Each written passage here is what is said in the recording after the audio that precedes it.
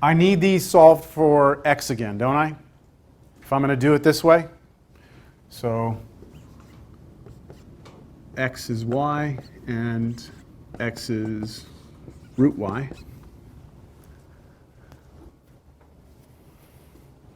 I'll color code this a little bit better this time. This one's that one.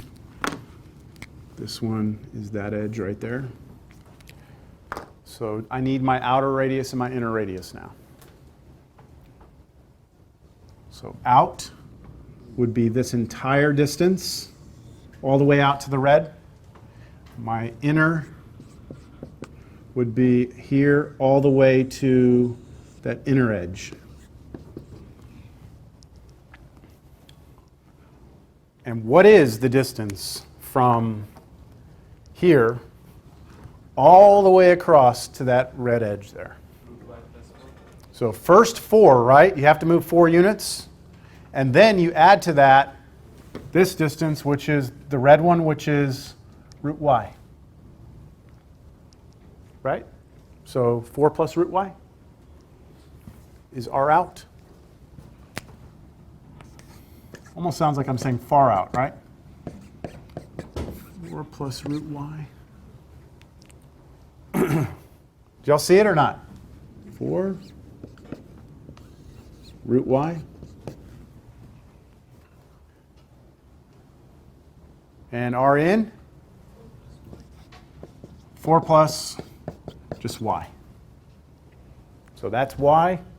That's 4. Add them together.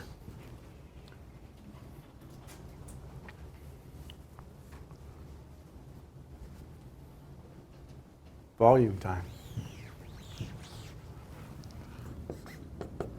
Pi integral 0 to 1 r out squared minus r in dy. 0 to 1 again. We've done 5 of 6 now for this one region. We're coming down to the last one now. So what do you think I'm going to give you instead of x is negative 4? Plus 8. I could do like plus 4, plus 8 or something. Let's do it plus 8. All right? All that does is moves this axis of rotation to the other side of the region.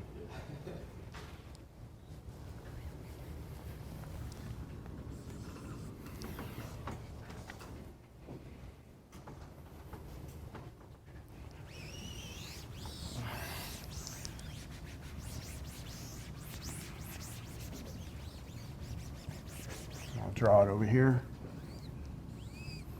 Now this one I'm going to do with no colors. I'm just going to do it all in black. All right, here we go. That is x's root y.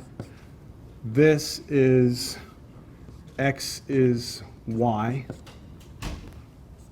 All right. My axis of rotation is way out here at 8.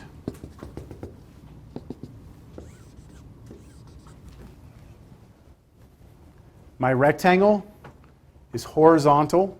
That way it'll be perpendicular to my axis of rotation. Like that. And now I'm going to bring everything down.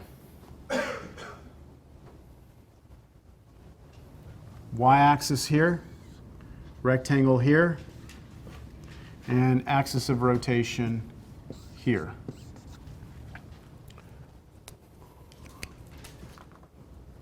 Oh, I said I was in the same color. What am I looking for now? R in, R out. So this distance from here all the way over here is R out. Distance from here to here is R in. So what are these distances? How about R out? 8 minus y. 8 minus, so this whole distance is 8, but you want to take away this distance. This distance is this curve, which is y. So 8 minus y is R out.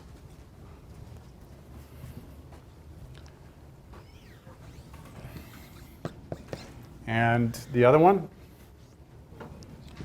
8 minus root y. So So this distance from here to here was y. Distance from here to here was root y. The total distance was 8. So there we go.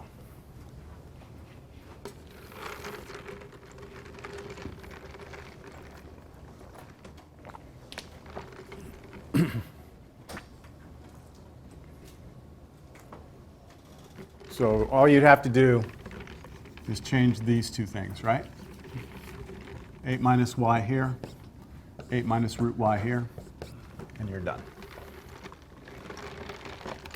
So do you get how, like on the test, I'm going to say, hey, draw this region, and then rotate it about, I'll probably tell you like x-axis, y equals -5, y equals 2. Now rotate it around the y-axis, then x equals -10, and then x is 7. And so you're basically going to have some region, whatever it is, you rotate it here, here, here, here, here, here. Something, you know, below it, above it, left of it, right of it.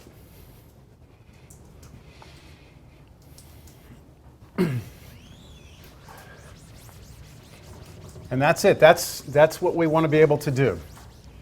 Now, I want to do another example here. So we're going to leave the same one up here. You're not going to... I know you're tired of this. I am too. About the y-axis. We just did this problem, didn't we? We did that already? Okay.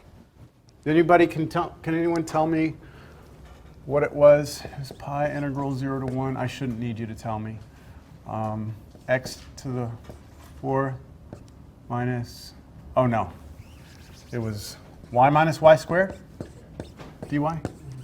Okay, that's what we got, right? That was our answer? Okay, now we're going to do the problem again.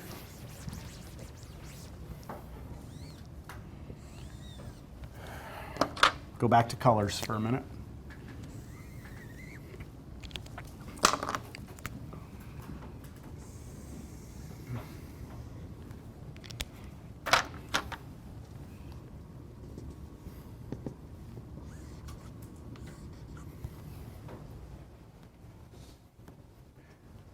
I want to kind of exaggerate this a little more.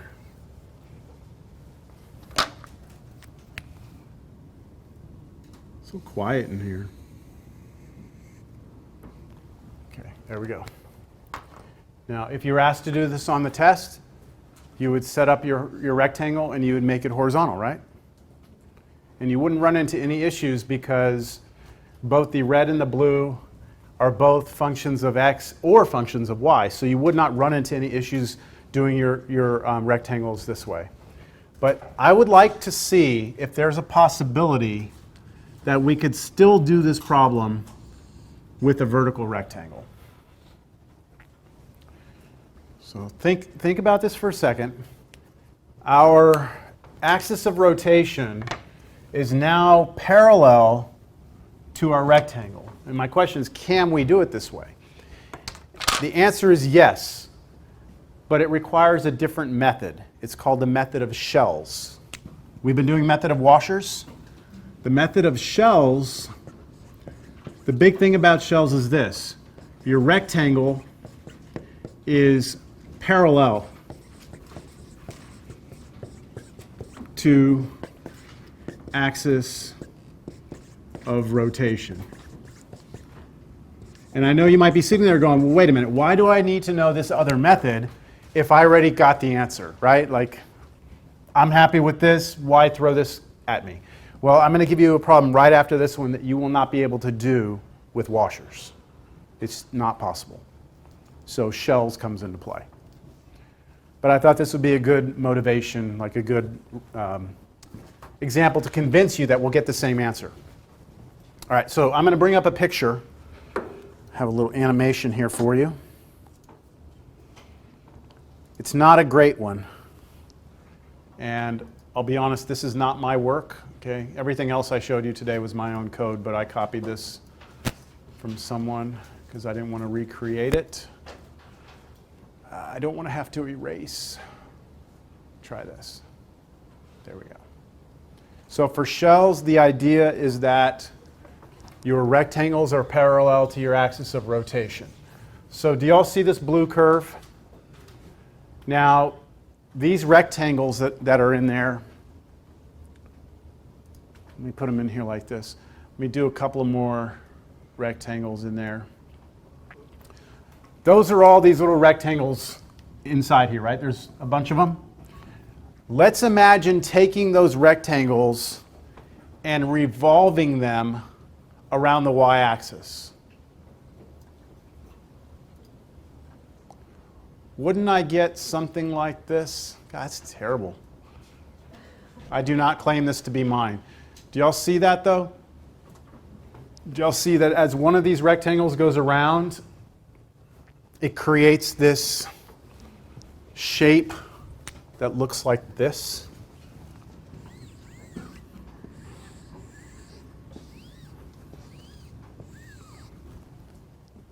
Do y'all see that? Each one of these rectangles, as it sweeps around. Now, for some reason, whoever wrote this code decided not to bring it all the way back around to close it off. But you can imagine that if I kept going around, it would come and close off and create one of those, right? And for each rectangle, I would have another layer on the outside, and eventually get all these layers together. And if I do enough of these, so again, you go to infinity, do you see how that has created this nice looking object? And eventually, it would become the solid. Now, again, they didn't sweep all the way through here, but can you all kind of see it? It almost looks like a little bundt cake or something. Yeah? That's different than creating the solid with shells, with washers. And the main idea is that you're going to swing out your rectangles in the same direction, parallel to your axis of rotation. But that means we have to come up with a new formula, don't we? Because the washer method depended on the formula for washers, right? Pi r out squared minus r in squared times h. So maybe we can come up with a formula for this. Let's see if we can. I would like to, just for this first example, just take this one rectangle and swing it around, right? You see it? I'm going to draw it over here for a minute.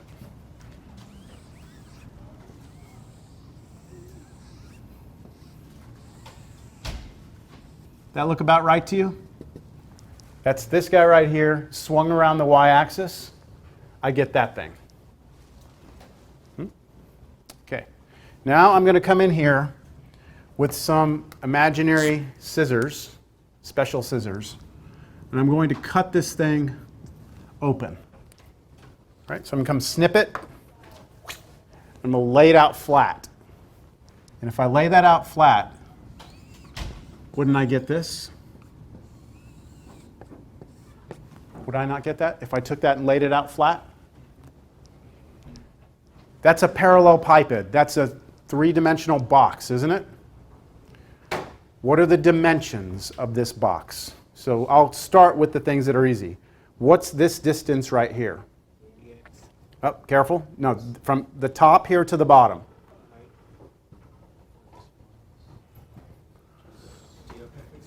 That's your top function minus your bottom function, right? And for now, let's not even use this. Let's just label this blue one F, and let's label this red one G. How about that? Okay?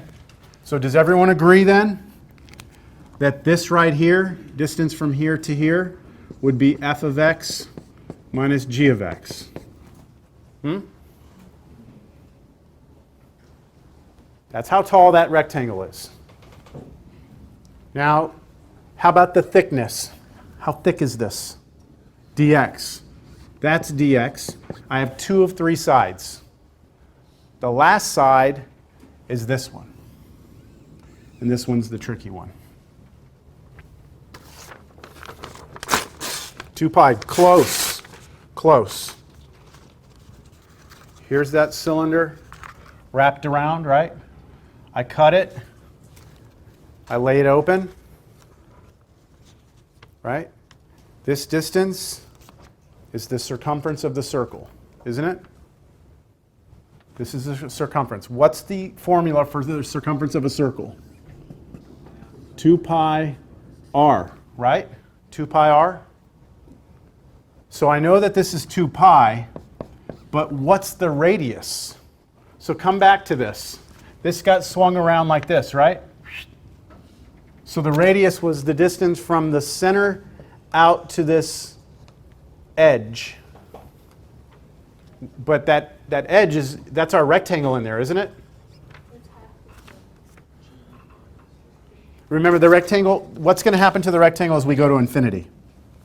It's going to start to shrink, right? We're going to have more of these in here, they're going to get smaller, right? So wouldn't you say that the distance is the same as the distance from here to here?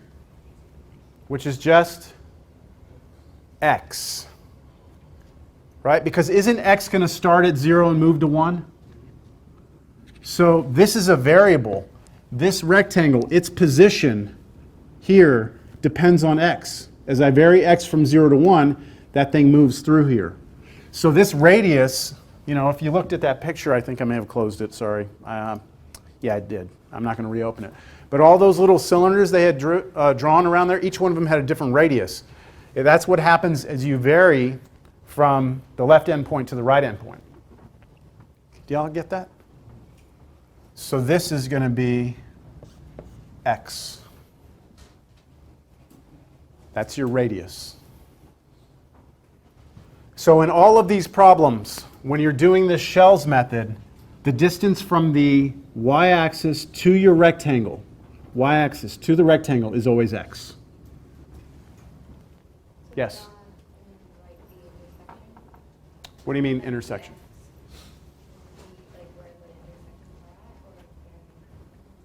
I'm not sure I follow. The intersections here, is that what you're talking about?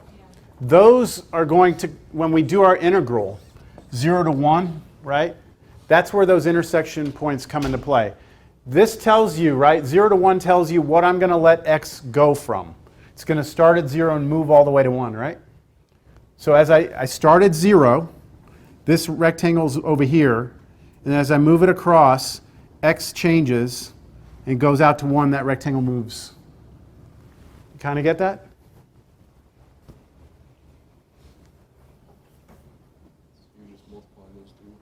Yeah, so the volume of this are these 3 multiplied. So the volume of that little sliver is 2 pi x times f of x minus g of x dx. We have generated a brand new formula to do the same thing that the washers method did. The difference being I did not have to turn these into functions of y. I could leave them as functions of x. That's an important property here of what's happening. You all good? So that's the volume of one sliver. Yeah, the question is, when do we know when we should use this? Let's do another example and you'll see. To be honest with you, in my opinion, like when I'm doing problems like this, if I would have been faced with this problem right here from the very beginning, knowing what I know about shells, and someone asked me to wrap it around the y-axis, I would use shells. Even though washers works, I would have used shells. All right, that's our general thing. The integral, we just need to add the integral to this, right? And we would have a formula. So I think I'd like to give you a general formula for shells, and then we get back to that specific example. So for shells, you're going to have this. You're going to have 2 pi was a constant that will always come out. Okay? That 2 pi came off of that circumference piece. And then you had x, right? Now I'm going to put something special when I label this. X with a little subscript r. Now I'll explain that in a moment. And then don't you have here just, I'll do it like this. Top minus bottom dx. The top function minus the bottom, that was your f minus your g. And then out here was this x